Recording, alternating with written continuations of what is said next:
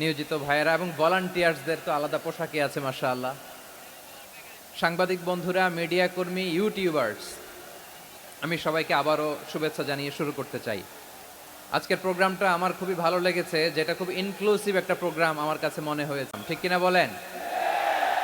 আমি খুশি হয়েছি যে আমাদের বিএনপির প্রিন্স ভাই ওনার পুরো টিম নিয়ে, জেলা বিএনপির টিম নিয়ে আমাদেরকে ফুল দিয়ে বরণ করেছেন। আমাদের সকলের প্রিয় আকন্দ ভাই বাংলাদেশ জামায়াত ইসলামীর পক্ষ থেকে পুরো টিম নিয়ে ফুল দিয়ে বরণ করেছেন। তার চেয়ে অবাক করা বিষয়, বৈষম্য বিরোধী ছাত্র আন্দোলনের ভাইয়েরা, প্রতিনিধিরা, তারাও এসে ফুল দিয়ে আমাদেরকে বরণ করেছেন।